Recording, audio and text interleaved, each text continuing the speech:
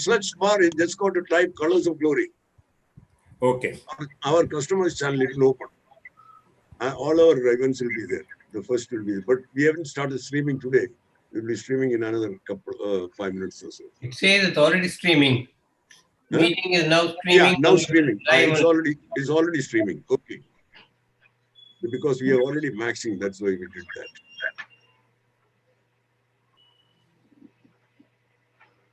You reached 100 century. Oh wow, we hit a century. We have already hit max. That is why we started streaming, because people who cannot come in there, then they can go to YouTube.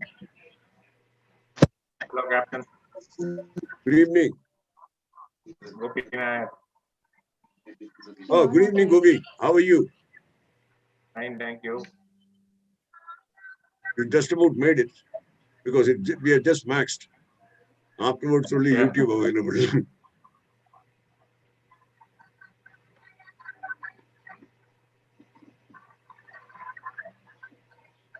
We are streaming already.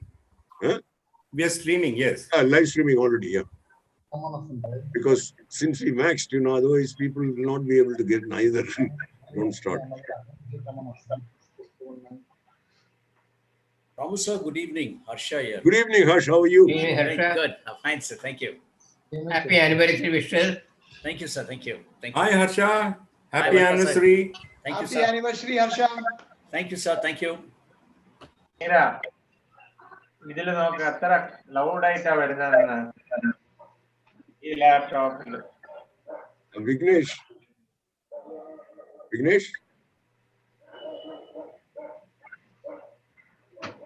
Yes, sir. Yes, sir.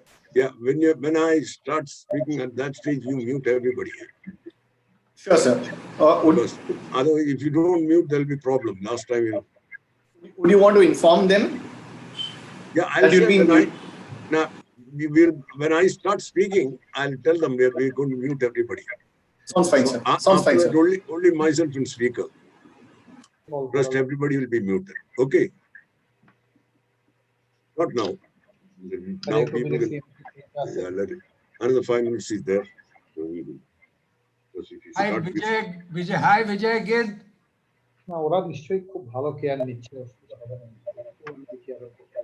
Thanks for joining in, Vijay. Okay. Rimcolian spirit. Yeah. There are quite a few Rimcolians in this story. There's Rama and there's quite a few Rimcolians in the story. Who are the other rogues? I won't tell you now. I'll tell you afterwards. I first let Pushp, Ved sir, let him decide who was a good guy and who was a bad guy. Rimcolians are always, they never cease to amaze me. They are good guys. 4 minutes to go. You're telling me I know them as the biggest rogues. Sir, DP sir, you have got no hair. So you're not allowed to comment on Rimcolians. All Rimcolians got very long hair. Look at me. After the movie, the ACA says all Rimcolian meeting outside. Rimcolians have already got a drink also in hand.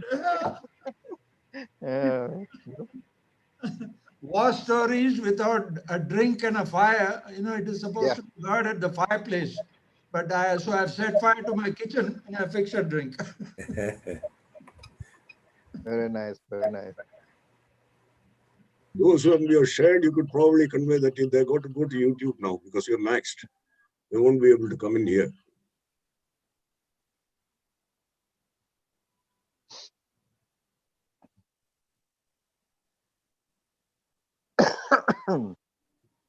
Uni, your last Kazawak Sorry, sir?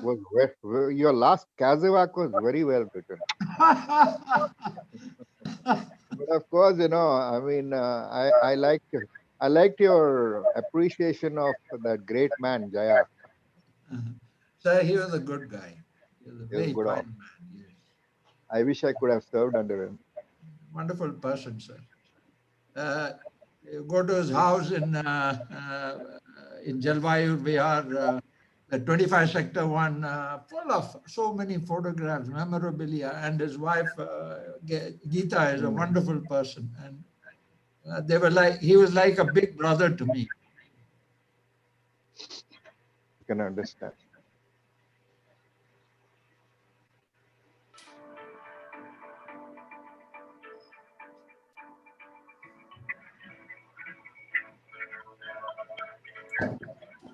A minute left, sir. 2 minutes. 1 minute. 58, 1858. Ladies and gentlemen, we'll be muting all of you at 7 o'clock. Because Are we on Bombay time or Lucknow time? in standard time. I think the sun has not set in Bombay as yet. 1 minute to go.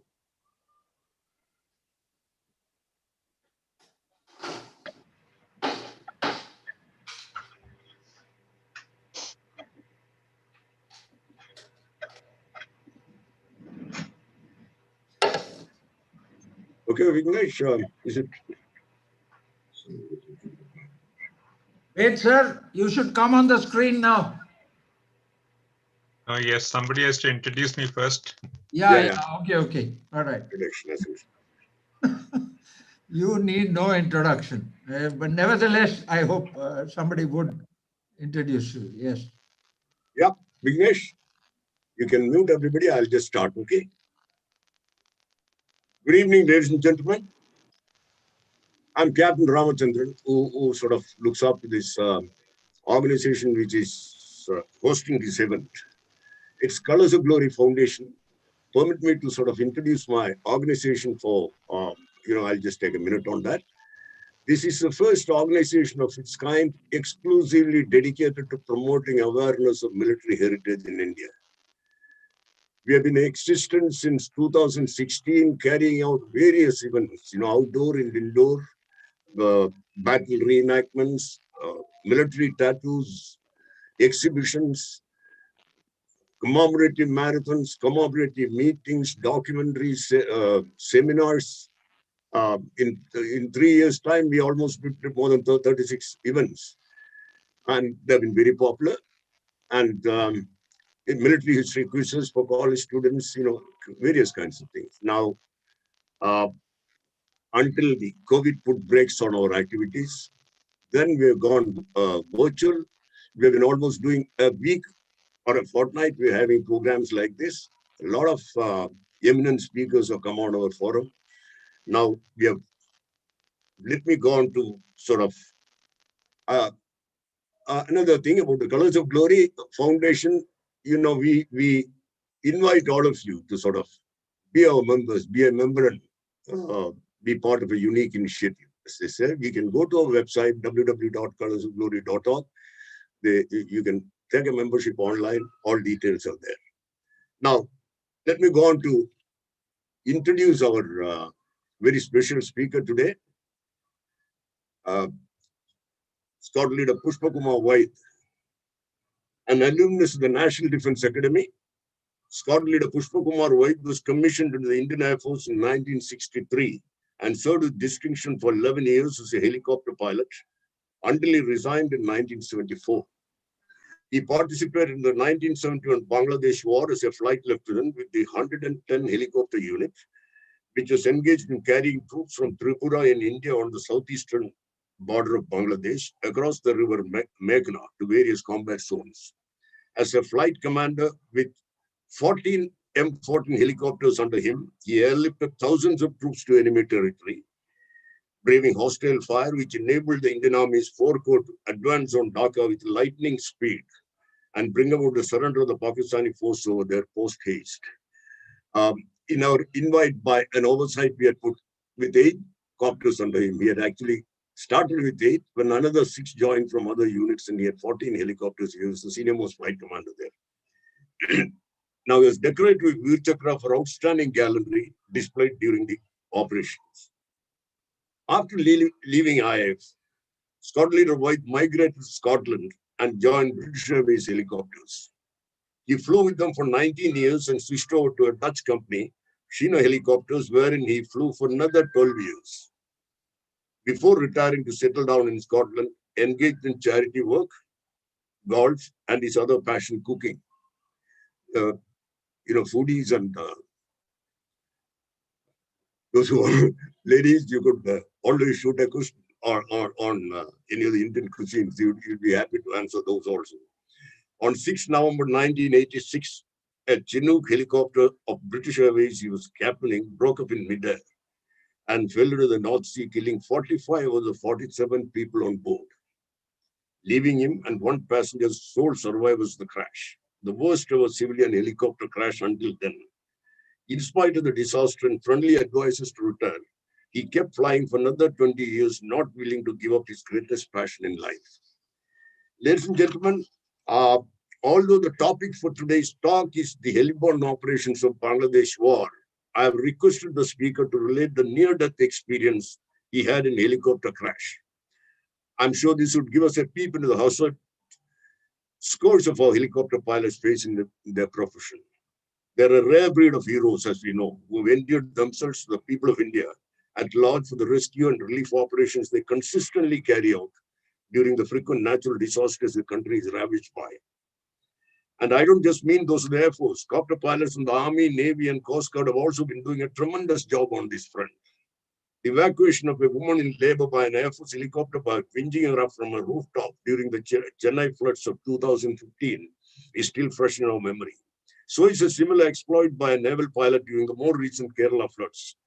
At this instance, when the woman was in a critical stage with the water already broken and away from the public glare, the helicopter pilots of our armed forces keep flying missions day in, day out, braving the odds, whether over the heights of Siachen or the jungles of the Northeast. Sadly, a number of them perished too. As I said, they're a rare breed of heroes whom we have an opportunity to learn about more today. Over to you, Push, sir.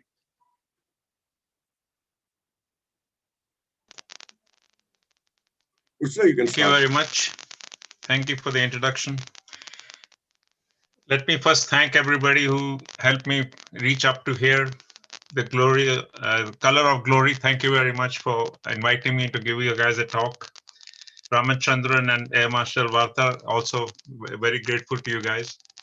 And also I want to thank Unikata for helping me prepare for the talk and for making the PowerPoint presentation. And he did all the research of where I landed in Bangladesh during the war and what I did over there. Thanks very much to Uni as well. Now coming back to my talk, on the 3rd of December, as you guys know, the Pakistan declared war against, 3rd of December 1871, Pakistan declared war against India by attacking so many of our northern airfields. Little background, a lot of, I think 3 or 4 Bengali pilots were trained by the Indian Air Force and at Dimapur Airport under Kilo flight, and they were trained on Alvet and on Otters. So Chanan Singh, the group captain Chanan Singh, who was in charge of the Air Force side of the operation, decided that they should go and attack first in Bangladesh. So on the 3rd night and 4th morning, December, they attacked the they attacked Chittagong and another airplace and lit up fire in the fuel dumps over there. Now this war was won unstingly with the support of Mukti Bhani and the Bengali population of East Pakistan. And it was won in 14 days. And at the end of it, 93,000 Pakistanis surrendered to us, which is absolutely wonderful. Now, this incredible feat was achieved with the help of a few helicopters, and the 3 helicopter units were involved, 110, 105, and 111. And this story was not known to many people. I retired 14 years ago, and I managed to get hold of, I wanted to find out what information Air Headquarters had about us. And eventually, after about 6 months of persuasion, they sent me not even an Air Force size sheet telling me what we had done, and which had virtually nothing on it. I was really amazed that even Air Headquarters were not aware of what we had done. then I started writing articles and started publishing. And in UK, they got published, but I didn't know anybody in India, so I don't think it got reached over there. And again, to Unikata, he was very kind to arrange a talk for me at the College of Air Warfare in Secunderabad on 12th of March when I was in India last. And there were 60 plus senior officers there when I gave the talk. And all of them were very pleasantly surprised of what we had achieved in the 2 weeks of the war. I also gave the same talk to helicopter training school, which was very well received as well. And when I reached back in Delhi, somebody from the College of Air Warfare had rung up air headquarters. And my air vice marshal came and met me, took all my notes and records, and hopefully the information is available now in air headquarters. Now, going back to the war, the mobility of the 4 Corps, which is under General Sagat Singh, was largely due to his intelligent and bold use of the helicopters of 105, 110, and 111 helicopter units. I'll put my PowerPoint presentation on now, if I can share the screen.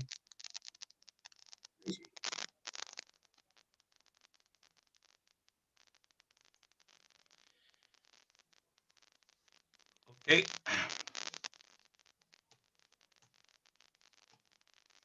And the units were based in this area here. I'll show you the screen here.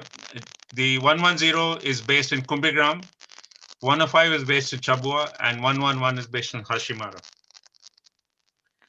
This effort of using the helicopters saved our army and the country and Bangladesh in men and material, because the war finished so quickly, and even the international community had not woken up to the fact that the war was going on. The story I'm going to tell you is the Mi-4 helicopters piloted, and I'll show you the picture of the Mi-4 helicopter. This is in one of the museums somewhere. And it was a wonderful helicopter, and it didn't let us down at all at any time. From 110 helicopters, 110 HU in Kumbhigram, we started positioning our Mi-4s at Talimura, which is the 4 Corps headquarters, about 40 kilometers from Agartala. And it was I was the flight commander of my unit, so I was running the operation. Group Captain Chandan Singh, who was the station commander of Jarat, was the boss of the whole Air Force operation. And the impression I got was he was running the whole show without any permission or without any instructions from the Eastern Command. And I don't think they were even telling Eastern Command what we were doing. It's similar to General Sagat Singh, who was also a wonderful gentleman. And he was running the army similarly like the Chandan Singh, without any consultation from anybody. And his aim was to get to Dhaka and I know myself, I've heard Arora telling him as well that Dhaka is not a destination. We are not going to Dhaka. But Sagat Singh, of course, ignored him. I'll show you some more pictures. Here are some of the people who were involved in the war. And these 5 gentlemen in the middle, they were the young pilots in my squadron, in my helicopter unit. And some of them are in the not even 20, and others were about 23, 24. And of course, the other gentlemen, Sagat Singh is here, and Chandan Singh is here, and the 3 COs I had with me. And these are the name of the folks who are fighting with me. 20 pilots from 110, and we had about 4 engineers and 60 technicians. 105 brought 8 pilots, and 111 brought 4 pilots. Now going on to the war we took part in, our original task on the 3rd, 4th, 5th, and 6th of December was to pick up casualty evacuations and take the generals around wherever they wanted to go. Though we didn't know at that time, during the 3 or 4 days, the Indian Air Force had smashed the Pakistan Air Force in Bangladesh. So we had a complete air superiority. Of course, we didn't know about it, so we were still looking out for any sabers who might be coming our way. And especially our operation at night, we were not so worried because we knew that none of the operators could fly, none of the fighters had capability of flying at nighttime. That's the impression we had anyway. Now I'll tell you about the special Heli-Born operation we had from the 7th of December to the 15th of December. Our first operation was from Kailashar, which is over here, which is from Agartala, about 120 kilometers to the northeast. So on the 7th of December, we were asked to move to Kailashar. 5 helicopters from 110 went there, and 3 helicopters from 105 joined us. So 8 helicopters were there. We told Chanan Singh we had no fuel, so he organized the quota that he had, and he organized the fuel to come to Kailashar. And in that 1 week, from 7th to the 15th, we moved nearly 7,000 soldiers and their equipment, including the artillery, right into the battlefield, non-stop during the time, as well evacuated hundreds of casualties on the return leg. I don't know the exact numbers because in the war, there was no load manifest, nobody was counting, nobody was weighing the loads, and there was no time. Nobody looked at the charts as to what we can carry. We just filled up the helicopter and coaxed it to get airborne. We were overloaded most of the time. And I can tell you the Mi-4 helicopter was an amazing aircraft. What a wonderful workhorse. And we were very, very fortunate. We had no accident at all. I'm also very grateful to our engineers who work and the technicians who kept the helicopters flying. All the helicopters flying all the time. And all of us were coming back with so many bullet holes, and they were patching them up and keeping them flying. Absolutely wonderful. Sadly, none of them were recognized for what the Herculean task they did. And the pilots and the flight engineers, wow, they were just wonderful. Nobody said, I'm not flying. Nobody said, I'm hungry. Nobody said, I'm tired. We had no time to sleep or we were available 24/7 and we were flying 24/7. And we slept wherever there was any place to sleep, or we ate whenever there was some food available. If there was no food available, we didn't bother about it. We just kept going. And wherever we landed, hundreds of Bengalis, the local folks would turn up to help us. And the first day we were so worried somebody might go into the tail of the helicopter. So I positioned my flight engineer to stand next to the tail. Poor guy couldn't control anybody. So after that, we just gave up. I said, we'll just leave it to luck. And fortunately, again, for the 14 days we were there, nobody went into our tail. And another thing we found, wherever we landed, there were lots of arms and ammunition lying around on the ground. And our young, exuberant pilots were picking up grenades and tucking them into the belts and floating around with all kinds of rifles and stuff like that. And it dawned on me that the grenades especially could be very, very dangerous, especially if you blew up in the helicopter and all of us could get blown up. So I requested all the pilots, and I in fact told them to return the grenades to the Indian Army so that they can look after them. And I had no problem if they wanted to pick up souvenirs or mementos, as long as there were no weapons in it. So they could take anything without the weapons in it. For the purpose of planning of all the flights, I kept a diary, which was very fortunate, and it came in very handy because I had written everything down, what we did on each individual day and who was flying which helicopter and going where. So the 4 SHPOs that I'm going to talk about today are from my diary and from my logbook, which I had maintained. So this is the first one. We went to Kailashar. After we positioned ourselves at Kailashar, our job was to take from Kalora to Sylhet. And we were going to take 4x5 Gurkha Brigade to Sylhet. The Sylhet had 1.5 battalion of Pakistan Army. And Chanan Singh wanted to stop them interfering with our transportation from Silchar to Agartala and stuff like that, which is very close to the border. And in this area, a lot of battles were going on as well, because we were picking up a lot of casualties from Shamsher Nagar, Ghaziabad, Kalura, and Maulvi Bazar. But unknown to us, we didn't know that Sagat had planned to take the 4th Gurkha Brigade to Sylhet.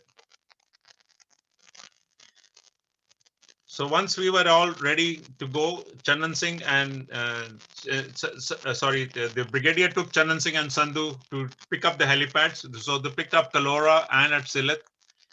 And I'll show you the slide for the next one.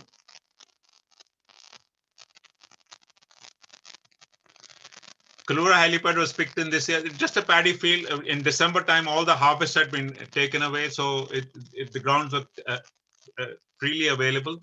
So we picked an area here, and our Indian Army had made sure it was safe, so nobody else was going to interfere with us. And in Sylhet, we picked about 4 kilometers away from the railway station. Again, away from the bridges and away from the army location at Sylhet area, so that nobody will be firing at us or attacking us. So 2 important bridges are near Soma. So again, we had to be careful when we're coming into land at Sylhet. So I'll show you the next map where the helipad is.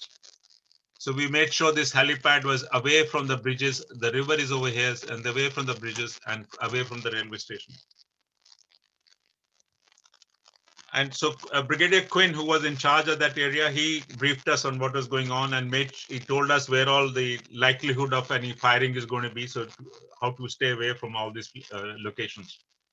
So at midday, we were told to move to Kalora. I'll go back to this one. Midday, we were told to go to Kalora and wait over there. And we were waiting for the 4-5 Gurkhas to come. The 4-5 Gurkhas troops had been taking part in so many battles, and they were all knackered, completely knackered. So they had been given actually a day off on the 7th of December. But Chandan Singh said, I can't wait for another 24 hours. We're going to move today. So he instructed 4-5 Gurkhas to move to Kalora to us. So they were only given half an hour time to move to us so that we can pick them up to take them to Sylhet. So by the time they started arriving, it was 14:30 and sunset was 17:30. So we only had a 3-hour gap to fly during the daytime. So the fuel we had was enough fuel to do 3 trips. So my briefing very simple to all the pilots. As soon as the passengers come, as soon as the troops come, we load them up and we get airborne. And I was number 1 and number 2, number 3. So everybody had a number. So 8th helicopter was number 8. So I got airborne as soon as the passengers, the troops arrived, and we went to Sylhet, and I dropped my load. And the briefing to the other pilots was after 3 minutes, the next helicopter should get airborne. So we had a gap of 3 minutes between each other. We were in line and stern. And the other briefing was that at Sylhet, only 1 helicopter should land at any one time. We didn't want a bigger target for the enemy. So I landed, I dropped my load, took off, came running back to Kalora. And in the meantime, the other helicopters landed 3 minutes behind each other. The flying time from Kalora to Sylhet was 20 minutes. So by the time I got back to to Kalora, I'd seen the other helicopter. The 7th first 2 rotations we had 7 helicopters, and third rotation we had 8. So I'd seen the 7th helicopter take off about 10 minutes earlier. So he was halfway down. So we finished our 3 trips. 22 trips in all. We dropped about 250 people at Sylhet and their load. And by the time we went the second time, Pakistan Army had started surrounding the field and they were firing from all over the place. You know, they were firing from the railway station, from the bridges and everywhere else, wherever they were. And the tracer bullet, when you can see 1 tracer bullet, that means there are another 4 bullets coming behind it. So we could see hundreds and hundreds of tracer bullets coming towards us. And Group Captain Chandan Singh and Flight Lieutenant Singla were in an Alvet, a Kilo Flight Alvet, flying overhead about 5,000-6,000 feet, keeping an eye on us. And they were also firing at wherever there were gun positions, because the FSC who we had dropped earlier on could tell them where the gun positions were, and they did do some firing as well. But main thing is that if I could see 100 bullets, they could see the entire lot. So they could see thousands of them. So when we came back about 5:45, we all landed back and we went back to Kailashwar for refueling and to get ready for the next flight.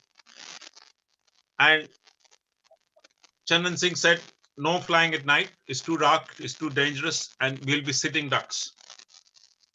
Of course, the army had not planned the flight because, again, as I was telling you, the 4-5 Gurkhas had been so tired and knackered.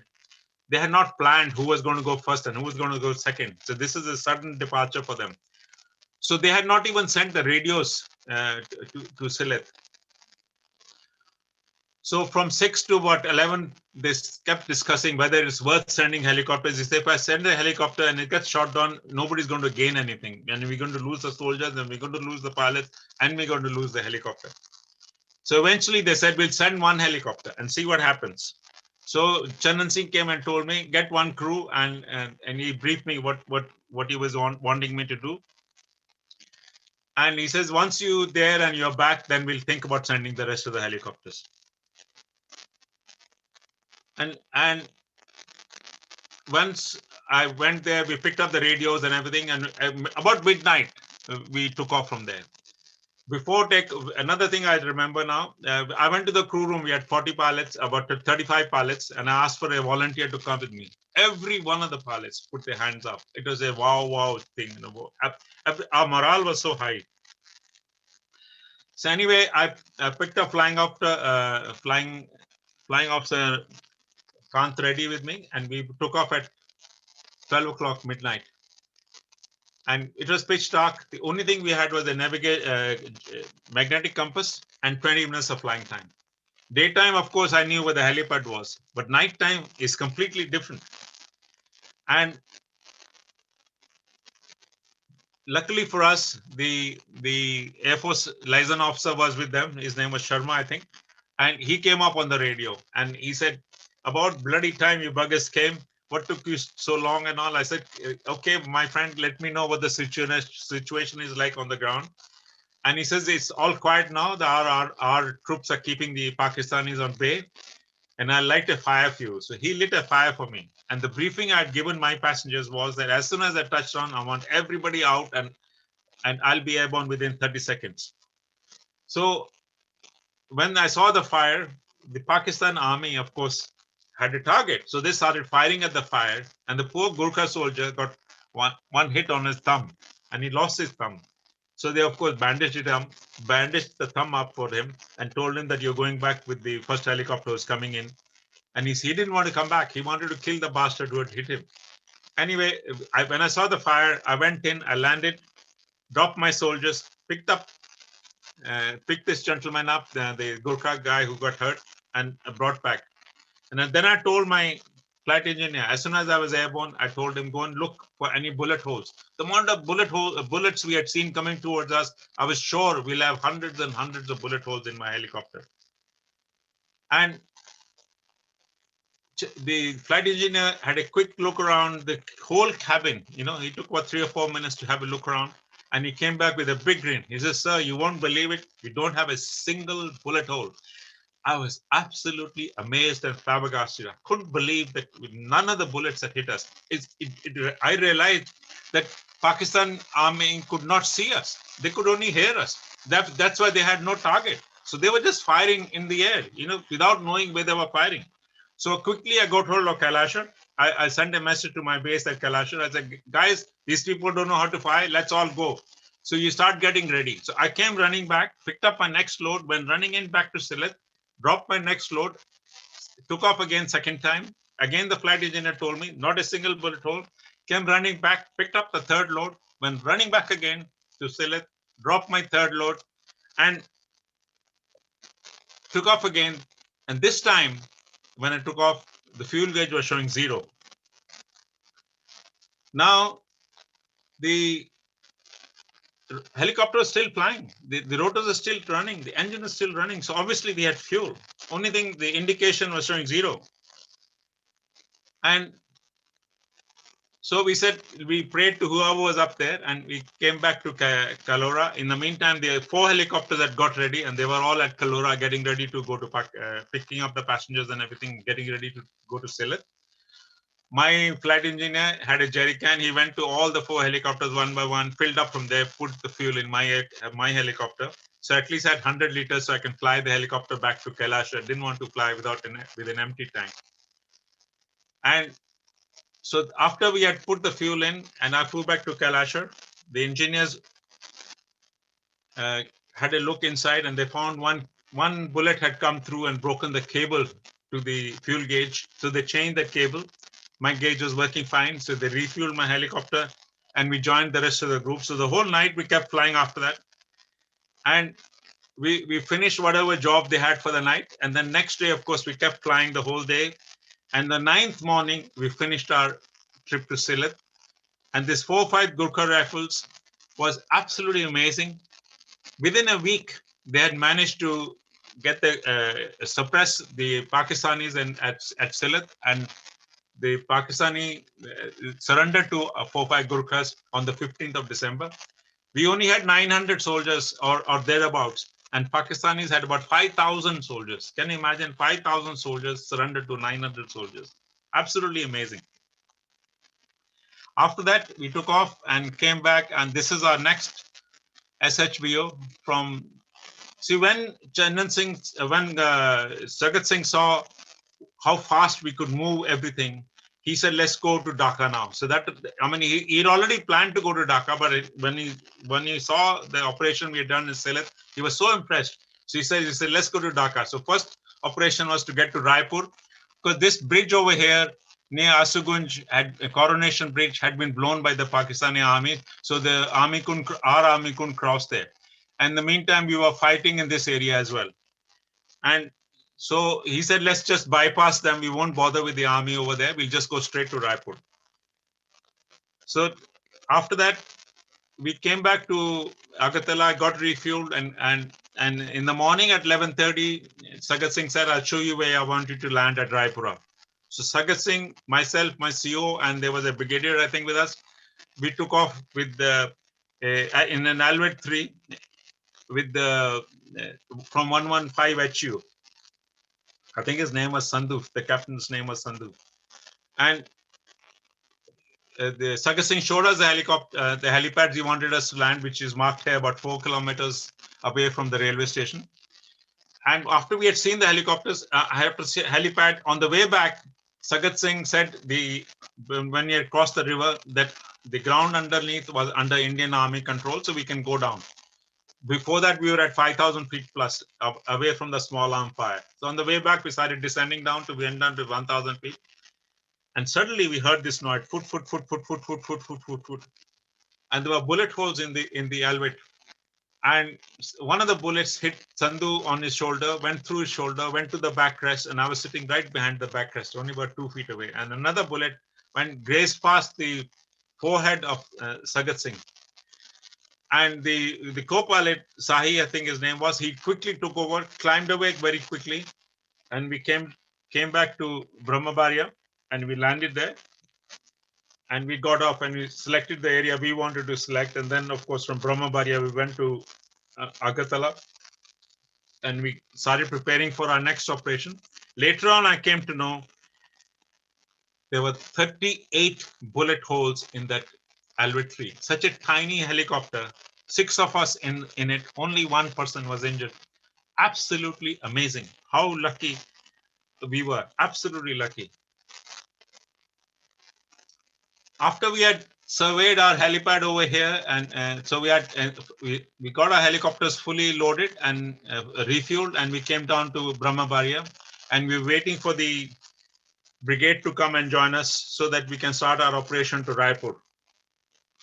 When we landed there, we shut down. We saw hundreds and hundreds of dead bodies. So we asked the locals, where did these people come from? What happened to them? And they told us that Pakistan Army had rounded up everybody from the village and killed every one of them. Very, very sad sight. Very sad sight. So about 4 o'clock, the army started arriving here. So we picked them up, and I was number 1. Again, I divided my helicopters into 2. We had 8 helicopters. I divided them into 2 groups, 4 of each. We had picked 2 places to land here, 1 kilometer apart. So I was going to be the left helipad, and the other group was going to be to the right helipad. And my job was to, after landing at Raipur, to turn left and come back to the takeoff position. And the other group was going to land at Raipur and turn to the right side. And this is all being done from 4 o'clock onwards. And 5:30, of course, it gets dark. So we started flying. The first, I was number one, and we got up airborne. And the briefing I'd given everybody was no overshooting. If the first helicopter was still on the ground, the second helicopter has to slow down or land to the side, not to wait. But after I dropped my passengers and had taken Major Chandan Singh with me, not Chandan Singh, sorry, Group Captain Chandan Singh had come along with me, and and another major had come with me as well. And the whole troops, we had taken them. I'm forgetting the name of the gentleman. Anyway, after our dropping, all the passengers came off, and I was just going to get airborne, pull my collective up, and instinct told me to wait. So I waited. And suddenly, after about 30 seconds, the second helicopter behind me had misjudged the helipad, and he was overshooting right on top of me. If I had pulled up, I would have gone straight into him. Very, very fortunate to us. And we had dropped Shahid, Flying Officer Shahid, who was the FAC as well. So he got hold of some hay over there and he lit it up, and that became like a beacon for us so that we knew where the helipad was. So we kept flying the whole night, and we kept dropping people there. And 3 o'clock in the morning, of course, we had to go back to Agartala in between and refuel and come back again. And now we had 10 helicopters. And we kept flying the whole night. And 3 o'clock in the morning, when we were loading up for our next operation, one of the helicopters comes up on the radio and says, "Sir, I got no passengers." The second one says, "I got no passengers." Third one says, "I got no passengers." Fourth one says, "I got no passengers." So I said, "Folks, okay, let's shut down. Let's have a little break and see what's going on."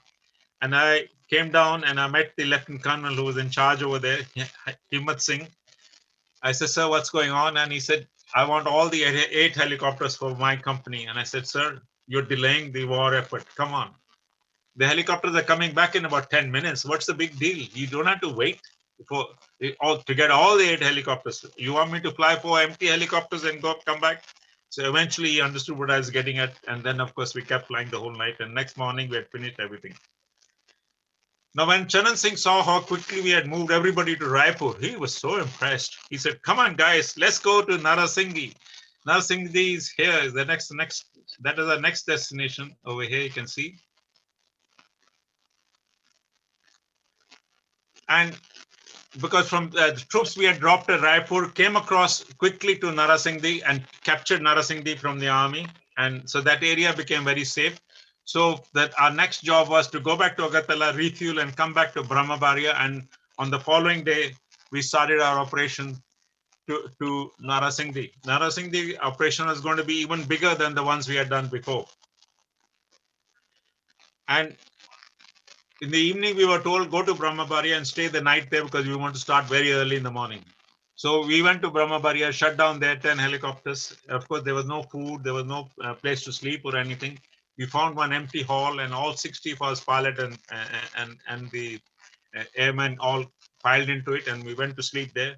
Again, absolutely no food, but of course, nobody was bothered. And then we got 5:30 in the morning, we started our operation, and we started flying to Narasinghi. And the first lot took about till about 7:30. We did 10 trips, 10 helicopters, 3 trips each, 30 trips. And then we went back to Agartala, refueled, had something to eat, came running back. And at about 1 o'clock, about 9:30, 10, we started the next operation. And about 1 o'clock, we started the third operation. And then at about 4:35, we started the next operation. So we did about 100 flights from there to Narasinghi. So we moved whatever the army wanted us to move. I won't give you the exact figures because I have a chart at the back. I'll show you what the number of people we were picking up. In the meantime, whenever required, the helicopters are being called up to do casualty evacuation from the places the war was still going on, like in Sylhet and other places. And our pilots kept going back and forth and picking up those casualties and replenishing them with the arms and ammunition and food that is required in those areas. And we also realized after our Sylhet operation, the night operation was much easier, safer, because as I said, the army couldn't see us. So a lot of the time we were flying at night and doing our operation. Another helicopter of ours, when going back to Kumbhigram, was being flown by Flying Officer Kant Reddy to get maintenance done. and they had fire, and they landed very quickly and ran away from the helicopter. And of course, the helicopter got fired. Somewhere the bullets must have gone in, and of course the engineers couldn't see everything. So the helicopter got burnt, but the crew was safe and they were picked up from there. And that is the only helicopter we lost during the war. And this is not in the war. It was on its way back to base. 13th of December, we continued our SHBO to Narasingdi, and we carried another, again, we were using 10 helicopters, and 2 more helicopters had come from 111 and they joined us as well. So we had 12 helicopters by now. This is for the next operation. They didn't join us in Brahma Barrier. And this is the next slide here. You can see that, you can see all the places we have been so far. Raipur is there, Narasingdi is there, and next operation was from Dadakunda. And the 23 Mountain Division was trying to go across to Dhaka, crossing all this river area, and they were taking a long time because they were using boats and things like that. And of course, Sagar Singh wanted to get to Dhaka as soon as possible. So he took Chandan Singh and to meet Rocky Hira and General Rocky Hira, and they surveyed the area and they decided that they're going to do a helicopter operation and take everybody, the 23 Mountain Division, across with the helicopters. So we again got ready, refueled everything at Agartala, and on 13th of December, this is 13th of December, I think. Yeah, we came over to Dadakundi and to go to Badya Bazar. Now we, at one time we had 12 helicopters now, and we were doing all the operation from here to Badya Bazar.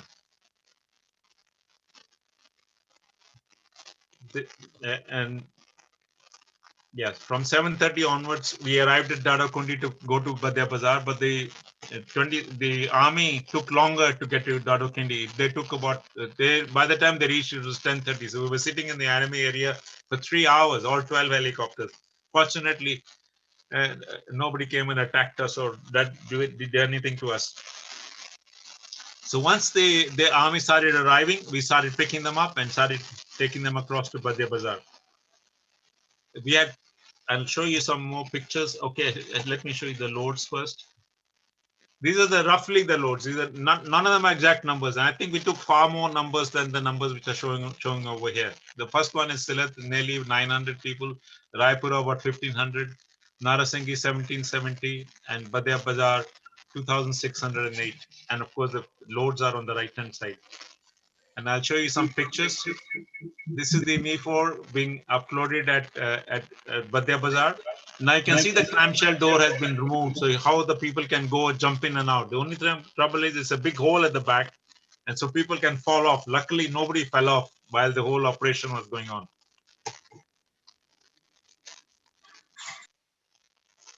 And this is one of the guns we had brought, which is assembled, which is they're carrying in pieces now, and then it'll be assembled, and they were using it later on. And these pictures were taken by Stern magazine. I think they're from Germany. The reporter was there, and fortunately, he was taking some pictures. And now, of course, there was no enemy, so we were flying in formation of 3 or 4 helicopters at a time, and so it was. We knew there was nobody going to fire back at us. It was wonderful. Then between on the 14th and the 15th of December, that's what we did. We did more than 100 flights, 122 flights, in fact. And we also kept going back to Narasingdi and Sylhet whenever they needed us for arms or ammunition. And this is another one where they're firing the first round. Colonel Bal was firing the first shot into Dhaka on the 13th of December. I'll show you some more pictures here.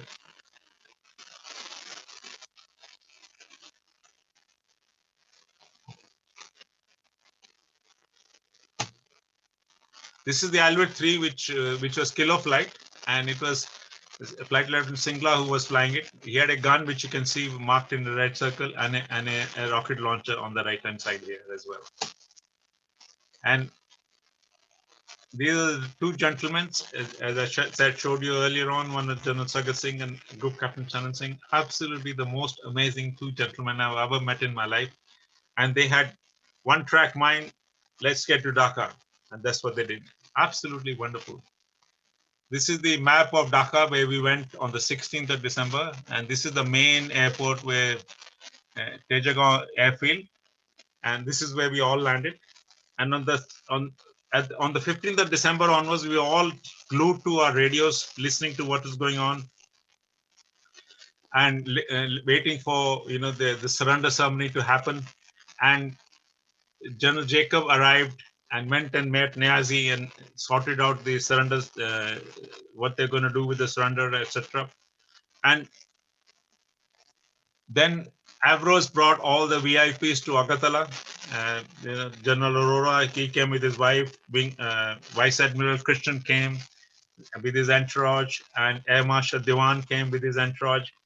And two more air bureaus arrived from Calcutta and other places about 3 o'clock, chock-a-block with the reporters from all over the world. It was absolutely full of aircraft. Agatala, I've probably never seen so many aircraft in their life. The Dhaka runway, of course, had been smashed by our Air Force, so nobody could go there except helicopters. So we were in big demand, and all the VIPs were put in the Alvets because quite a few Alvets were there. So all the VIPs went in there, and I was told to take 5 Me-4s because the rest of the Me-4s were being used for casualty evacuation and for helping the army wherever they were. So we only had 5 spare helicopters. So the 5 helicopters, we were told to go to Dhaka and take all the reporters with us. And I was specifically told only the pilots flying will be going.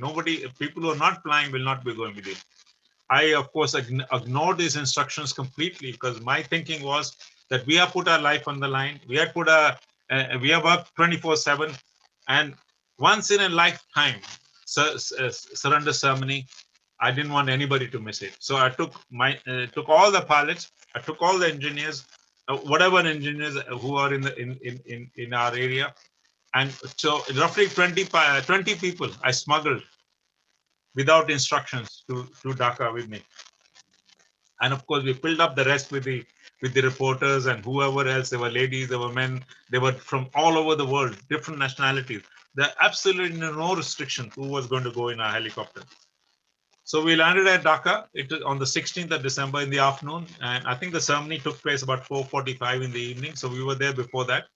And once we landed at Dhaka, wow, the amount of cars and the amount of people, and just like arriving, when you see in the movie, Second World War movies, when the Americans arrived in Paris and everybody was greeting us. Same way, the Bengalis were absolutely wonderful people. They were so grateful to what we had done. They were shaking hands and they gave us lift in their cars or cycles or whatever they had to the field. And in the reception, Flying Officer Krishnamurthy, called Krutz in 110 in exuberance, had also managed to photobomb himself onto General onto Jacob and seen the signing of Niazi and Aurora. And we didn't know how we got back to Dhaka. It must have been quite late in the evening. We got back to Dhaka airport and then we flew back in the middle of the night back to Agatala. It was just too wonderful. 2 weeks after the declaration of the war, Pakistan Army surrendered to us with 93,000 troops. Absolutely most wonderful. And I think, as I said before, the international community had not even woken up to the fact that the war was going on. And we had finished it. Because what the West Pakistan was hoping that there'll be a ceasefire and blah, blah, blah. And if the ceasefire had happened, East Pakistan would have been just like Kashmir. Luckily, that never happened. After the war was finished, our unit was invited so many times to go to Dhaka and other places in Bangladesh to help the army and to help the Bengali government. And so I went there. I stayed a month in January. And fortunately for me, at the same time, these wonderful people were there. Sunil Dutt, Nargis, Vaidya Rahman, Lata Mangeshkar. They had come to entertain the troops. It was just too wonderful to meet them. I'd met them before once when they were doing Reshman Chera in Jaisalmer. So they sort of knew me, but it was just wonderful to see them all over again. And I had a privilege. I had been given a Volkswagen Beetle at Chittagong, and I had a privilege of giving a lift to Nargis and Vaidaraman to the stadium. It was just wonderful, absolutely wonderful.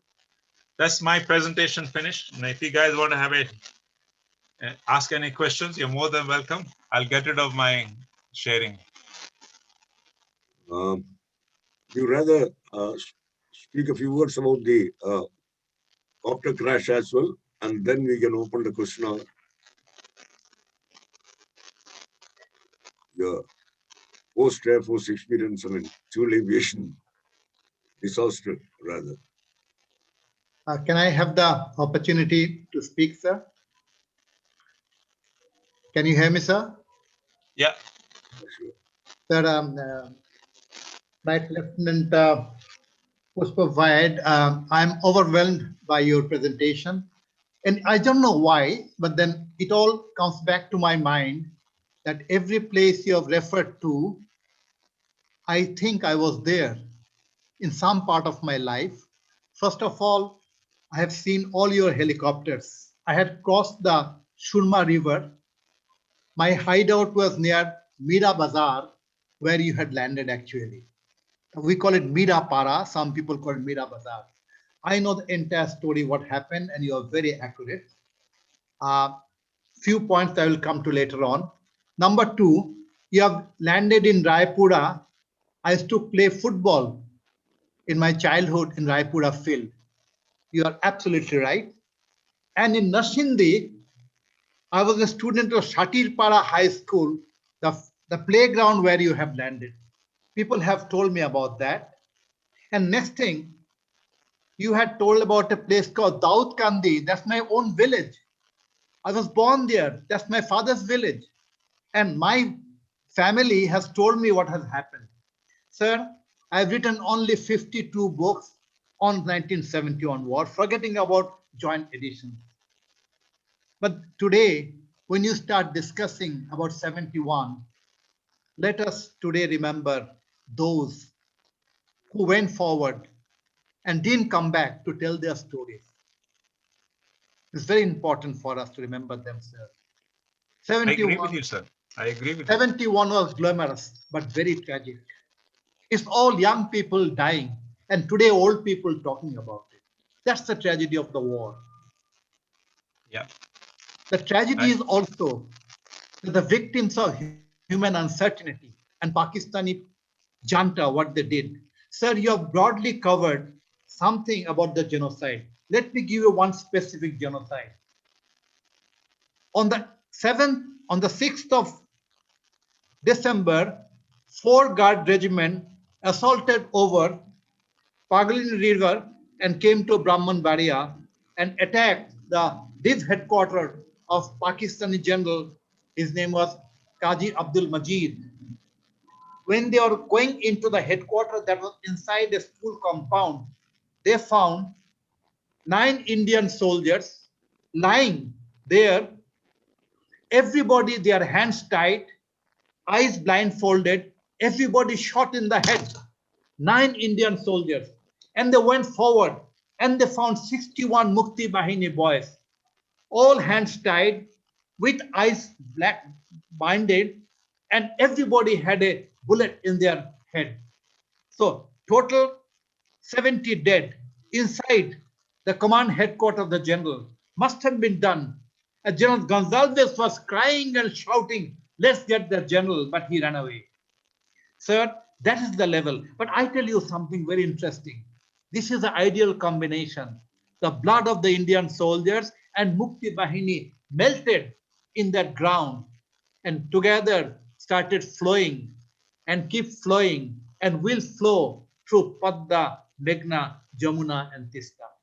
Let history say so, that together we delivered victory. And that is very important. Now, coming back to your point, sir, it was Lieutenant Colonel Arun Helectrier who was commanding the 4x5 GRs, very sacrificing battalion. And why the battalion was selected, please let me say, because I did take part in the Battle of Kulauda. I did take part in the Battle of Shamshernagar. I am from Pakistan's 14th Elite Paratroop Brigade. And I was an artillery observer. So I was always in the front. And I was being consulted and being sent to the front. 14 guards did two tremendous operations. One was near, I have the name with me, sir.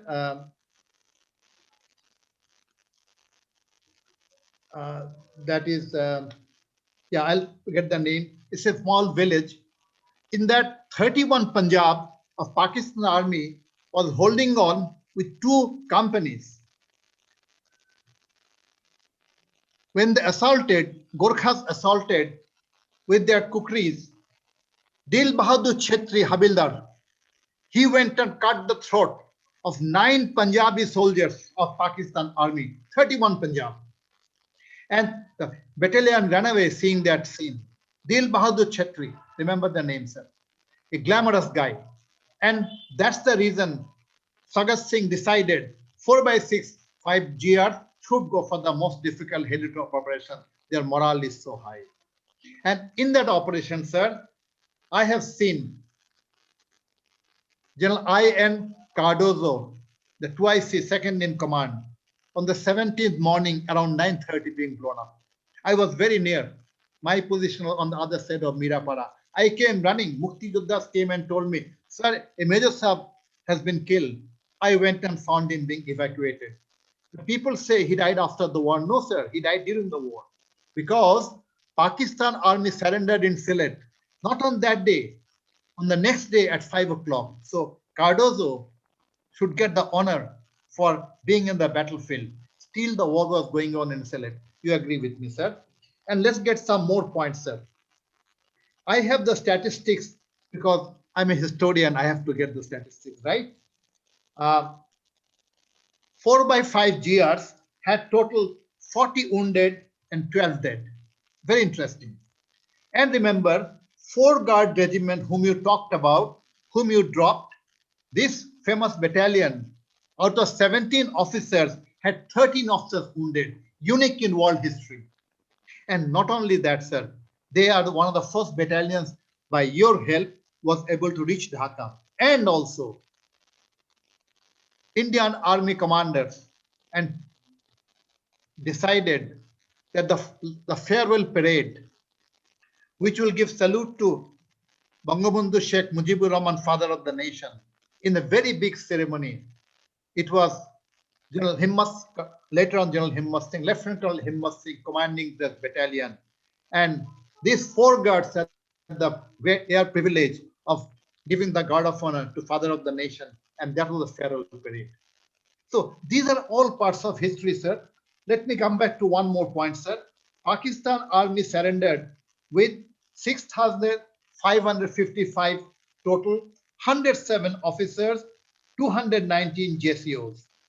And they had 3 intact battalions under 313 Brigade, 31 Punjab, 30 FF, 20 Baluch. But then one brigade is 2,600, 700. Where are the other troops? 202 Brigade from Maulavi Bazar withdrew secretly into this place. So you are going to have a very hard time, including us. We all thought that Pakistani's battalions are dismantled, but we couldn't imagine when they surrendered. The 6,555 soldiers, you thought there's a brigade there. We thought there's less than a brigade there. Another brigade was there. We are lucky that we didn't assault through Mirapara into Pakistan's position. Every Gorkha, every Muktibain would have been slaughtered. But there is one destiny we have. We have to survive that day for today's discussion. Sir, something more I'd like to say that. Okay. Yes, sir. I will just finish off that. Yeah. Sir, I am very grateful to the flight lieutenant who has shown so much of courage. Every Bangladeshi should salute him, not today, not tomorrow, but thousands of years coming back. And let us honor every Indian martyr soldier who has sacrificed their life for the liberation of Bangladesh. We are a very grateful nation. Thank you very much and wonderful presentation. I am so delighted. Thank you very much. And you make my day. Thank you. I hope we can have you here for a full talk. Sure, sir. How about Push, sir? I mean, let's have a little bit of your civil aviation experience. I mean, Okay. Okay. Because many are looking forward to that. Okay. Thank you. after, can I start? Yeah, please. Okay. So after I left the Indian Air Force, I migrated to UK and I joined British Airways helicopters. I'll put my slides on. I'll share the screen. Okay. And I joined British Airways helicopters. Originally, I was flying the CoG 61, which I did that for 6 years. I was fortunate they posted me to Brunei for a year, which is near Malaysia. That was like being on a holiday for the whole year and getting paid a lot of money for it. After I came back to Aberdeen, I converted to Chinooks in 1982. And by the time my accident happened, I'd already done 2,500 hours on the Chinook helicopters. In spite of the accident, in my view, Chinook was the best helicopter I've ever flown. As you can see from the even the Indian Air Force has got the Chinooks now, but all over the world, all the militaries are flying Chinooks because they're such a wonderful aircraft. And I was also, again, fortunate. I was sent to Alaska for 6 months to fly over the Bering Sea. And we had an extra tank. So that gave us an endurance of 7 hours, 30 minutes. Can you imagine having an endurance of 7 hours, 30 minutes in a helicopter? And we could still carry 21 passengers. So I'll come back to the accident now. I will just share my screen.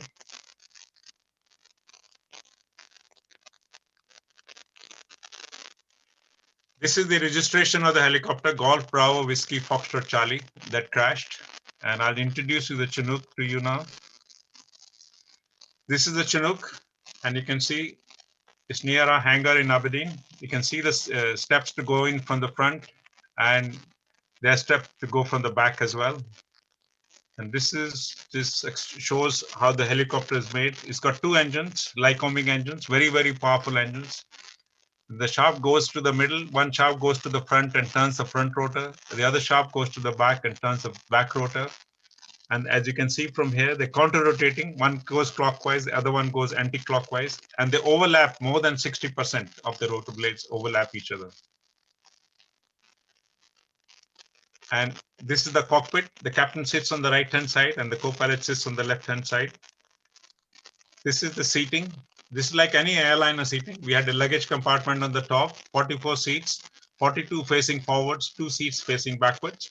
We had a toilet in the front, and the cockpit is just in the front where I'm, the side I am on. This is the helicopter on an oil rig. As you can see, the front door is not open because it's more convenient to go from the back door. And the luggage compartment is either side as they're entering. So they can just keep the luggage there. Usually the luggage is already loaded by the time the passengers come. And now I'll tell you what happened with my accident. On the 6th of November, 1986, I was at Sambra Airport. Sambra is in Shetland Island, is 150 miles north of the mainland of Scotland. And I was there for a week. I'd taken this helicopter there on a Monday morning, and I was going to be there till the Friday, coming back on Friday.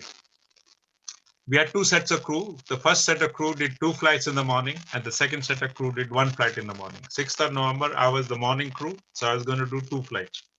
My co-pilot, Neville Nixon, his name was, he was 43 years old. He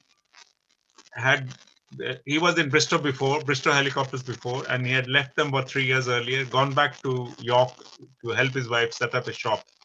The shop was running fine, so and Pauline, his wife, could manage the shop herself, so he decided to come back to flying. So he had only joined us 6 months earlier. And that day he was scheduled to fly in the afternoon. He was in the afternoon crew. Because he hadn't flown for 3 years, he was very keen to fly extra.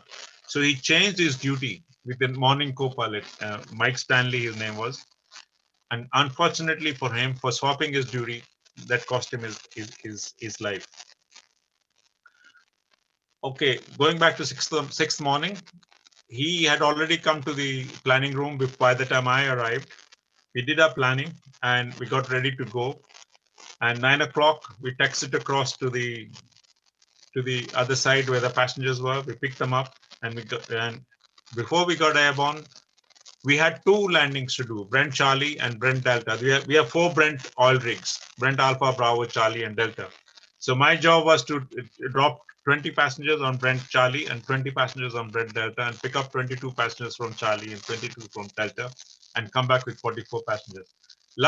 Just at the last minute, I was given one package of 10 kilos to be dropped on Brent Alpha. That extra 10 kilos, extra landing added about 10 minutes to our flying. Now the 10 minutes becomes so important because our accident happened just 2 minutes before landing. So if we didn't have the third landing, we would have been on the ground before the accident happened. And on the way out, I was the handling pilot and we share the flying. So I was flying on the way out and my co-pilot is going to fly on the way back. So as the handling pilot, so the co-pilot does all the radios and does all the manifests and the loads and everything. And we landed on the Brent Alpha, Charlie, and Delta, did all our jobs.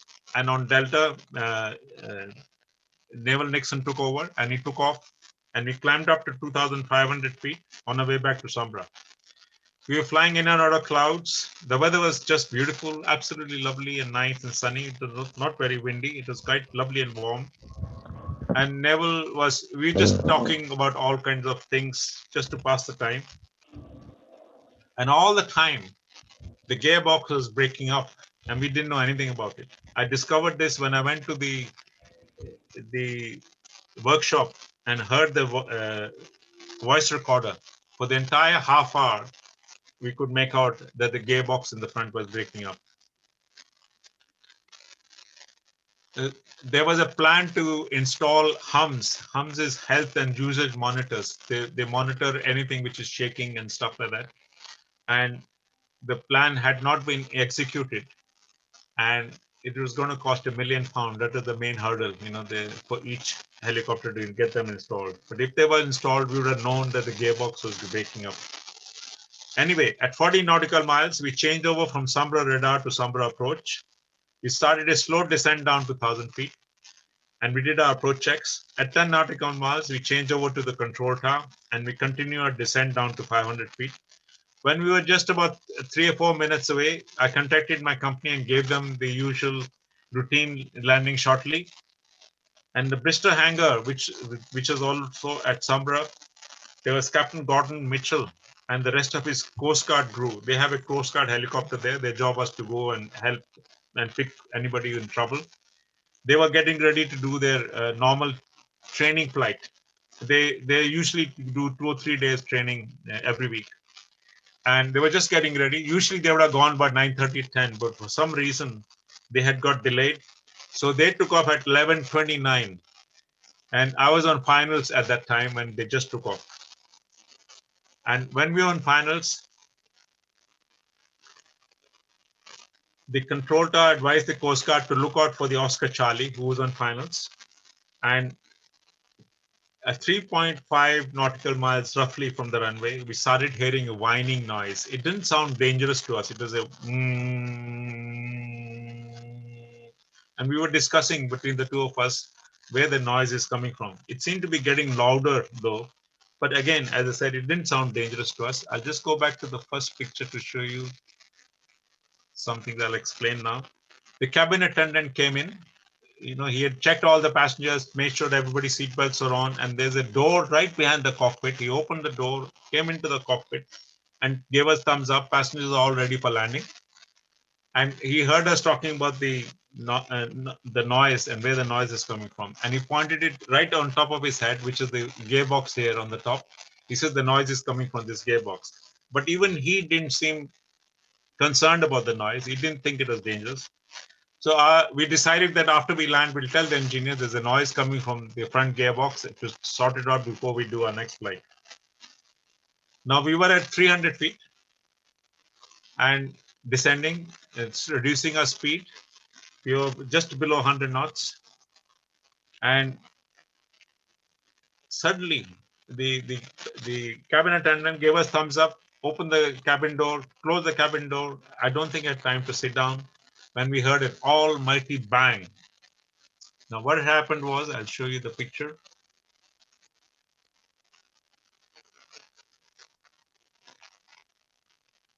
So this is the mainland Scotland.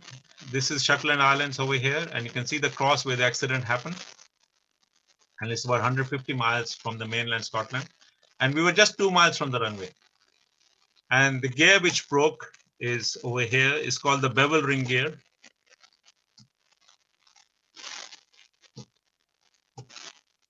You can see the circle where it is there. And what had happened was let's show you the next one here. We were having problem with the nuts and bolts. There are 24 nuts and bolts here where the shaft is attached to the gear. And our engineers had found that an odd nut and bolt would get loose. So they had put a special grease in it, and that had solved the problem. But when we told Boeing, and Boeing said, no, we'll tell you what to do. Don't worry about the gear. We'll change the gearbox completely. So this is the Mark V, and they changed it to Mark VI. And the Mark VI, they changed the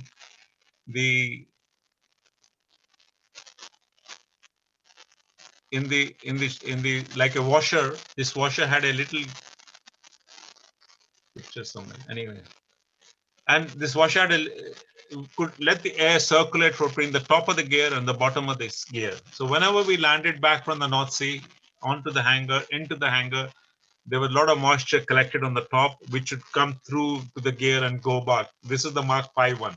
But in the Mark VI one, they made the holes bigger and the bolts bigger. And they changed the washer as well. That stopped the air circulation from the top to the bottom. So with the result, the water was collecting and not going down, and it was just forming acidic. And that was the one which is eating into the gear. And this is the gear, which you can see the gear. This is what broke in the accident. Okay, going back to the story now.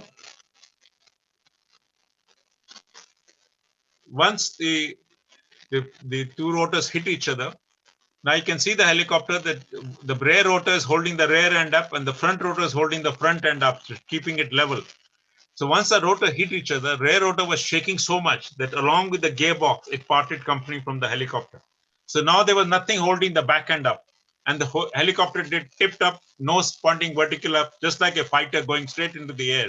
I had the impression I was climbing up, but actually I was going backwards into the sea. And there was a gentleman standing on near the Sambra airport.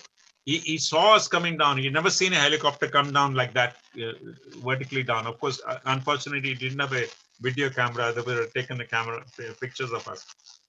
So, of course, he told the aircraft investigation board where to look for the tail, for the rear rotor, because he had seen where it was going. So when I was going vertically up, I grabbed hold of my cyclic and pushed it all the way forward. And the helicopter did the flip, the cockpit. I'll go back in the front again. The cockpit from this section, from where the door is, broke open from the main cabin and flipped open.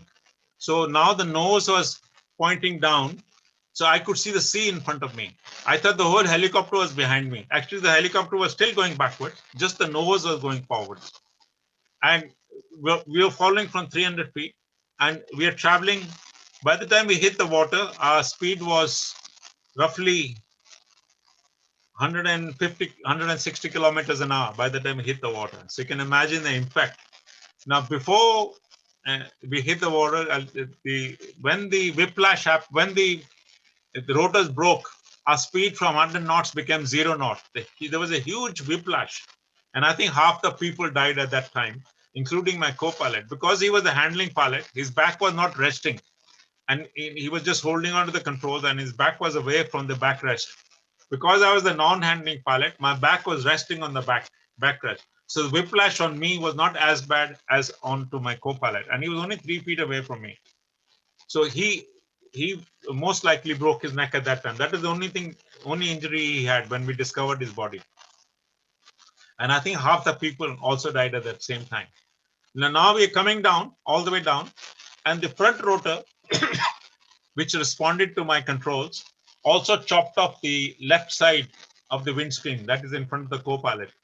and when windscreen broke and all the glasses flying in to me and cutting my left side of the face, and it broke my nose. Very, very fortunate it didn't touch my eyes at all. So now when we hit the water, the impact, rest of the people died. Nobody drowned. None of the passengers had drowned. And once we hit the water, all the seats came off the mooring. Once they had recovered the wreckage, they found the only seat which looked like a seat was mine. So, okay, once we hit the water, the cockpit flew off, broke off from the main cabin and fell in the water as if from about 20 feet. I didn't feel the impact at all of going into the water. It was a very gentle drop into the water. And then we kept going down, down, down, maybe 20, 30 feet when it stopped moving. And the cockpit had turned over and this window, which is an emergency window, flew off. And I could see the sunlight and I knew which way I had to go out. So I came out of my seat and I started to swim and it was getting darker. So obviously I was going the wrong way. So I turned around and I came back towards the window and I swam through it and came on the top. Later on, when they had recovered the cockpit, they saw the seat belts were still locked.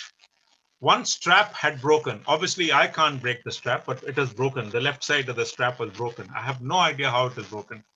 And I came out of the seat without opening the lock. I didn't struggle. I came out quite easily. And so I have no idea how I came out of it. So anyway, I came out of this thing and I swam all the way to the top. And when I reached the top, I saw wreckage everywhere. Lots and lots of wreckage everywhere, lying around, and fuel and hydraulic and everything. And I saw a piece of bowl, which is probably up from here, this part of the bowl. And I said, oh, that's a good idea. I'll climb into it. So I climbed into the bowl and sat down there. But 2 seconds later, one wave came and pushed me back into the water. I wasn't worried that I'm going to be stuck here because I knew the AC rescue helicopter had already taken off and he'll come and pick me up. So I was just holding on to the wreckage. The other thing is we wear survival suits. Survival suits are supposed to keep us dry.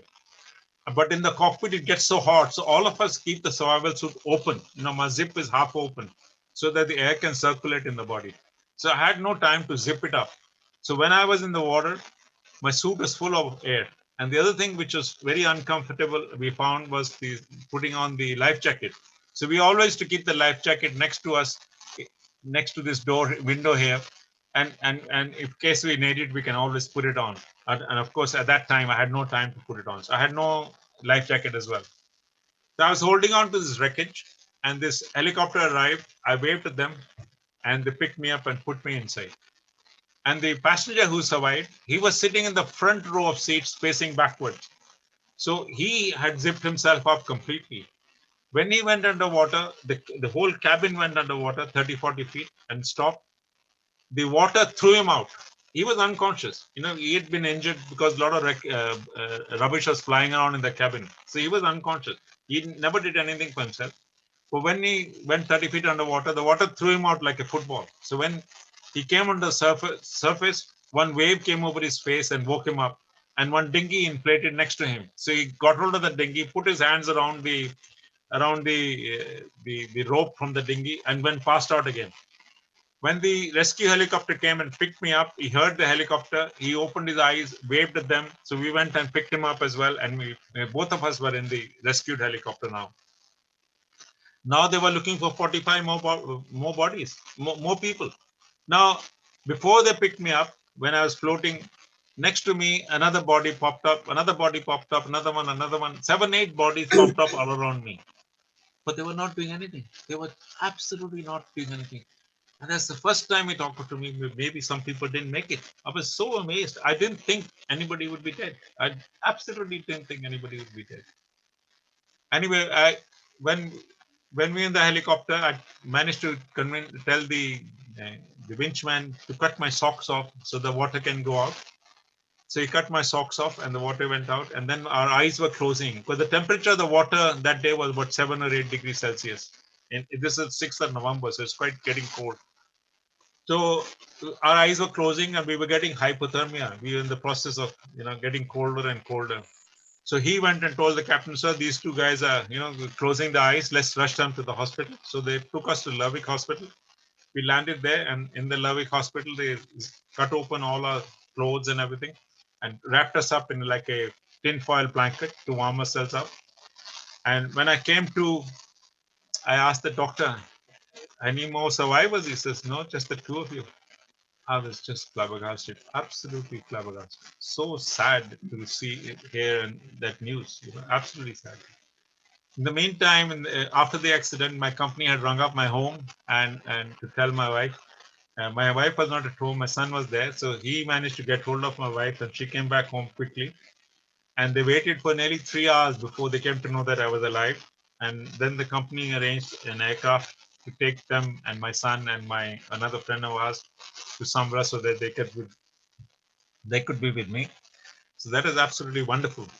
But it was amazing. I'm telling you this story and I can't believe I was in that helicopter. Absolutely, I cannot believe that I was in that helicopter. So that's the end of my story. If anybody has any questions, I'm happy to answer them. Thank you so much, sir. It was, I'm sure. You can unmute yourself, ladies and gentlemen. I mean, if you have questions, please. The session is open now. Yeah. Can you hear me, Wing Commander Bhatt? Yeah, please go ahead. Can you hear me, Wing Commander Bhatt? Yes, yes. Great. Yeah, I can hear you. Great. Sir, I've always heard of you. I'm X110, me folks. And I had one. If you want to speak, what are the... इसमें लगा. Hello. इसमें नहीं लगेगा. Please, who is speaking, let him speak. Others, please, sir. Yeah, please carry on. Like I said, so one question is, you not covered, see, my flight commander, Jamas VRC, was also involved from ARC in the operation. Yeah, but he was not flying with us. He was flying completely separately. That's right. So if anything you can highlight on that also, it will be nice. And secondly, I was, your night flying, dark night or, moonlit night, how the hell were you guys doing the navigation there every time without any aids and stuff like that? Can you? Very good question. We had no idea. Luck. So can you throw some light on, and this Chinook thing, it used to have a lot of mast bumping in the good old days. Any links up with the mast bumping of the Chinook, which was finally solved? It was something like the Starfighter pranks, a whole series of Chinook pranks. No, but Chinook is a very reliable aircraft. Of course, any machine can have accidents. There's no doubt, but mine was just unfortunate. It shouldn't have happened. It was Boeing's fault, and they were told it was Boeing's fault. They shouldn't have changed their gears. And say my hello to Archie in Aberdeen. He was with me in India. Plus, I knew he's from Bangalore, and I hope to see you next year in Scotland. Okay, you're welcome. Thank you. Hello, Great. Yeah. Any more questions, please? Ali here. Ali. Yeah, please identify yourself and then please speak. Can you hear me? Yeah, go ahead. I can hear you. Yes. Hello, sir. Ali here. Oh, hi. Hi, sir. Nice presentation, sir. Very good. In fact, it revived a lot of memories. And what she was talking about, Jamaji was flying from Lungle to Dimagiri and Borna for the establishment 22. And one night there was a big storm in Lungle and both the ARC MIFOs got damaged. Rotors turned upside down, everything turned. So that's the time I flew for ARC from Lungle to Dimagiri, Borna Pansari, lifting the establishment 22 people. So that is just I wanted to put in. The next point was that we flew from barrels without making them stand for 48 hours. Remember that, sir? Yeah. That's all. Thank you, and I'll speak to you a little later. Okay. Any more questions, please?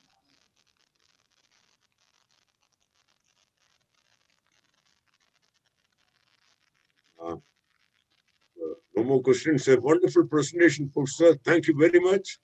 No, my pleasure. My pleasure. It's If you all can hold on for a moment, we will just play the national anthem as is our tradition.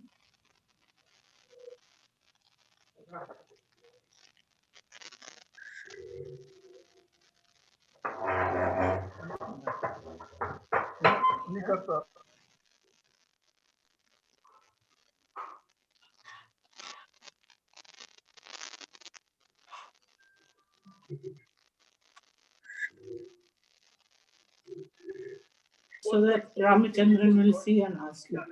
Yeah. Keep your finger up. Hello, can you hear me, sir? Hi.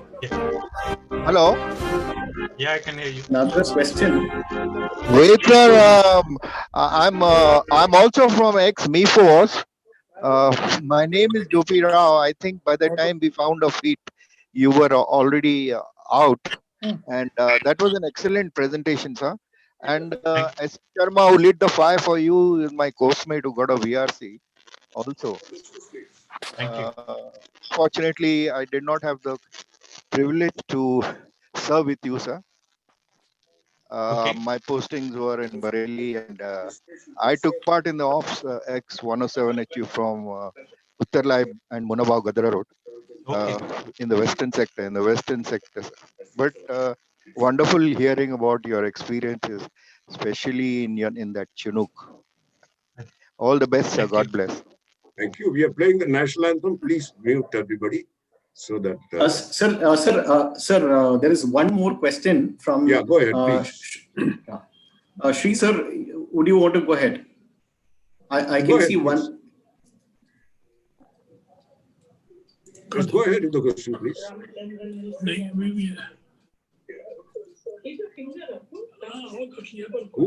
Hi.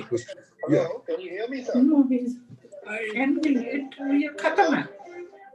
We are not speaking. Who is it? I'm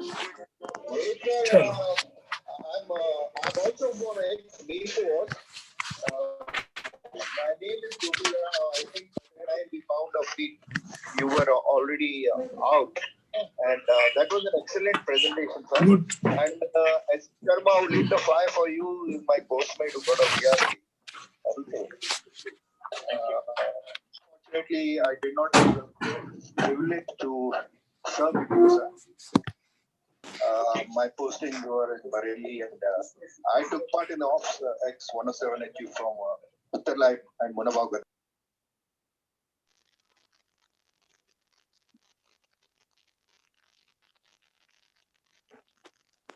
Gadra. I think it's difficult with so many people to ask questions, isn't it? Yeah.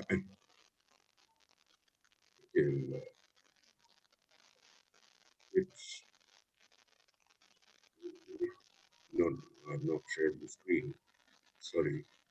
It's not shared. Share the screen. Over this. And share screen. And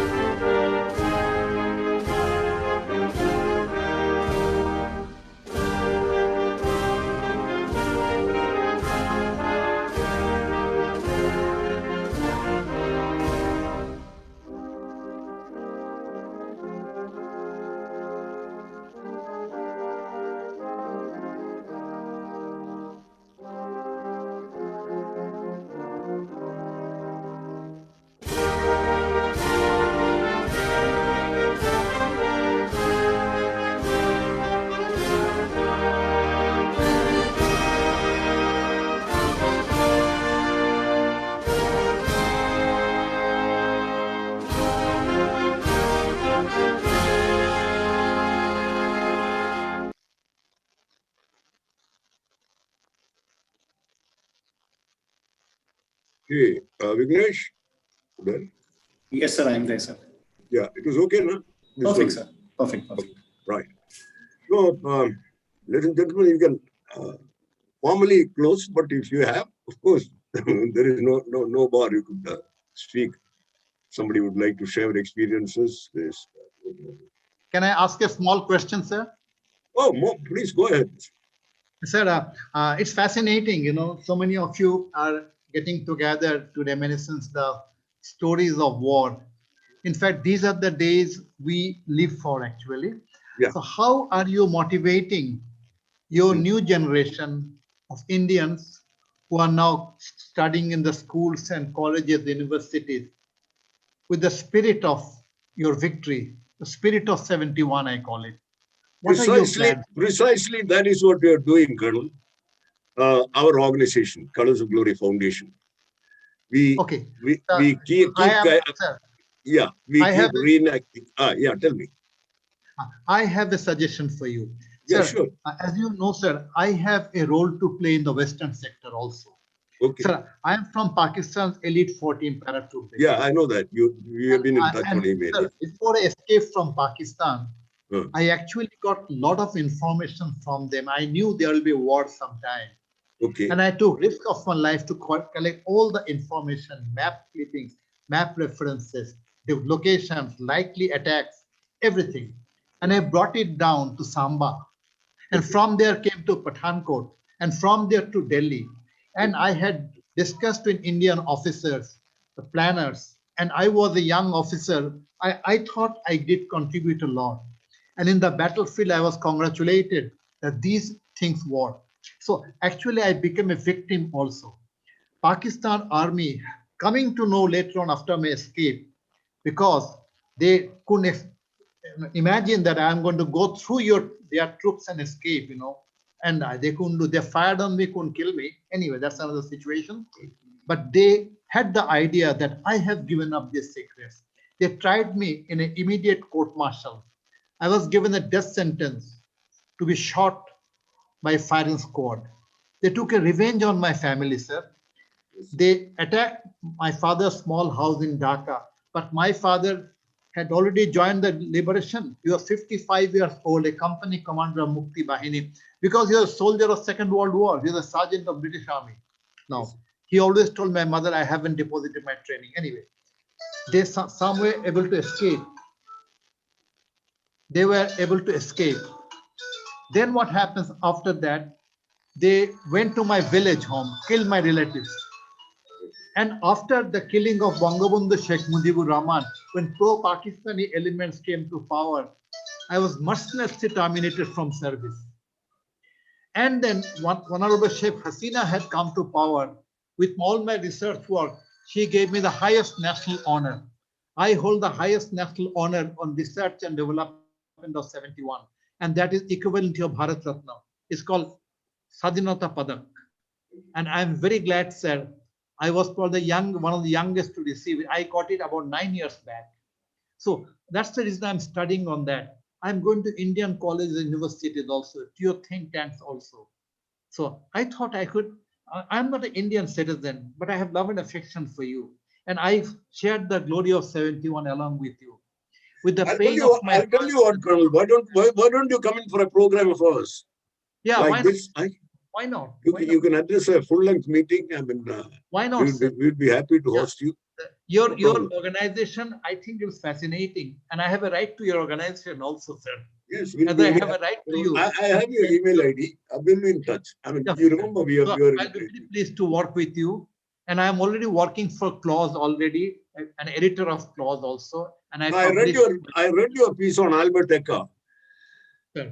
I remember. Sir, I went all the way trailing to the deep village, the Eka village, you know, it's called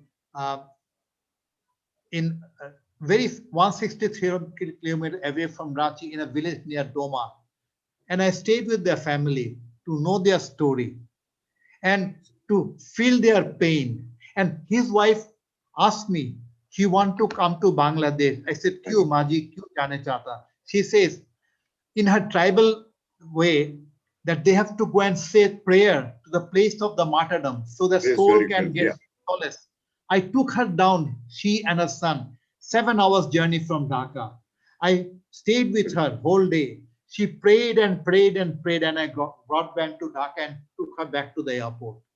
So and then it's not noble, sir. It's paying back. Albert Ecker gave his life. I should try a little bit for his son, for his wife. Exactly. And sir, I did create an uproar that his wife was not getting proper treatment. You are very poor. Now, Albert Ecker's wife, after my article and my letters and duos, now she has a house in Ranchi. She's giving full medical treatment. Her son has been made some business for, and they are living very happily, sir. A small contribution. So we are very small people, sir, but then all of us together can make big dreams come true. Yes, if you're, I had been to Dhaka for this, I remember you. I've seen you in Dhaka, sir. With this delegation. I mean, we were quite touched by the, by the spirit shown by all the officers there, where they looked after us. And sir, people tell me that I was born on 26th March night and I died on 16th December. That's all. Beyond that, I don't want to think about anything, sir. Just that's my glory. That's my period of tragedy and comedy. And I'll be in touch. We'll host a program. I mean, and Lieutenant Commander Void, I'm fascinated by your presentation, sir. You touch my heart, actually. And everything you said is so true, because this is my village where you operated from. I don't know how. I went to Shatirpara school, the school where you landed, the field where you landed. I used to play football there. I went to play football in Raipura, that place where you were landing. And my friend, dear friend, Major Chandrakant Singh, got wounded in Raipura in an assault, and he got a VRC. I'm in touch with him every week, once at least, by Skype or by telephone. Anytime I go to Delhi, it's my honor to meet him, sir. Such a great warrior. The Battle of Raipur. After you landed him, he was wounded, actually. Thank you, sir. Thank you very much. Jai Bangla. Jai Bangla. Many times, sir. Jai Bangla. Sir, I have a point to make. Yeah, sure. Go ahead. Sir, Incidentally, this is our youngest member we have in our organization. He is still in school. Sir, that's the best thing you're doing today. Yeah. Getting them involved. 71 should not die with us. It should live through them. I know. Ganesh has written he came into prominence in our group by writing a poem. When this we had this massacre, or rather by this suicide bomber in Pulwama, 44 of our CRP boys were massacred. He wrote a poem, which was, we had a candlelight vigil, where his poem was read out. Okay, come on, Ganesh. What do you want to say? Sir, normally in the streets, if we see a dog, the dog chases us, we run away, and another stranger comes, he chases it away. We think him as a savior. But you, sir, are you immortal? Like twice you have been, wow, you have touched our hearts, sir. Really, you're a motivation. Thank you, sir, for sharing it. Are you telling me? You're telling the squad leader. Yes, sir. About his, so sorry, sir. I didn't take away your glory. I'm very sir. happy that you remember him like that. Because I don't deserve that. What you say, definitely, he deserves it. I think in poetry, the greatest tribute to Bangladesh and 71 and the terrible massacre, and the 93 who just got away in a way scot-free, was Joan Bay's song Bangladesh. It's a fabulous song, and a lot of Bangladeshis have put in videos with that. You can see it on YouTube. It's far superior to George Harrison's song of the same name, Bangladesh, because she's the 60s folk singer, and she still is around. So people must listen to that. Yes. And the person who created Bangladesh, just like Churchill created Pakistan, the person who created Bangladesh was Bhutto, basically. By not allowing Sheikh Mujib to come to the throne, so to say. Yeah, Khan. In fact, Okay, But then I have a small story, sir. It's Jinnah's Pakistan, which I always say in my lecture, became a Kabristan, a Goristan, in 23 years. That's the exact thing. They were all formed in the whole thing. They are all together. They are all together. No, And nobody is out of that ring. they're all formed. If you see Gurinda Chadda's movie also, The Last Viceroy, the end portion, they tell you the whole plot. You see, the what one must understand geopolitically was that in olden times, it was Britain versus Russia. So if you read, for example, Rudyard Kipling's Kim, you will see that, the whole concept was containing the Russians. So before leaving India, broke England said, okay, Churchill said, I need a peace. He was not interested in Bangladesh. He was interested in Pakistan to prevent exactly what China has done now. That is to have access to the warm water ports of the Indian Ocean, which was a dream of Frederick the Great or Peter the Great, the Russian dream. So to prevent that, Churchill said, let's take over. They knew Jinnah was going to die. And so this had to be done hastily. It was a terrible, terrible tragedy, which we are still paying the price for today. All of them were suckers in the whole game. They all signed on 6 June 47 for the partition. Nobody's put, except Gandhi and Maulana Azad and a few odd people like this. Everybody else signed, including Sardar Patel. But probably Patel signed because of Liaquat Ali Khan and stuff like that.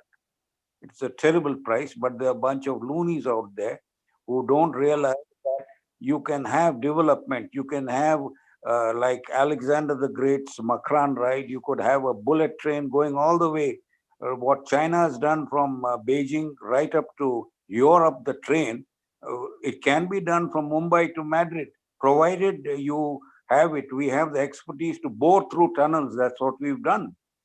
These kind of things will create employment, etc. But these goons don't have any, vision. There's the drug trade, propelling them, all kinds of nonsense out there. And good soldiers like you, Colonel, and me, we dream of peace. We really, we understand what is war. And I went to the Lankan War as well as the Siachen Glacier. From fighters, I went to choppers.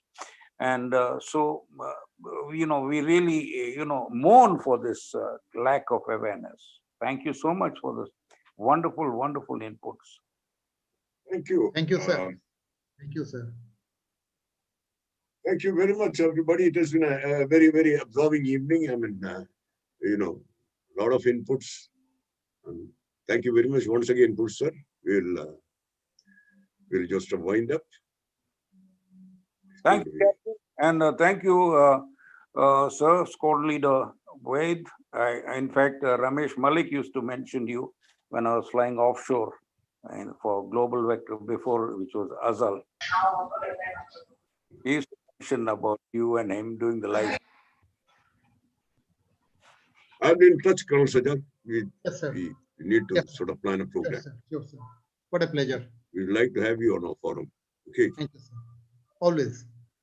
Thank you. And Thank you for your inputs. Congratulations. You are a What? great freedom fighter, I'm sure. Dinesh Street already started writing with his pen and fighting the war with his pen already.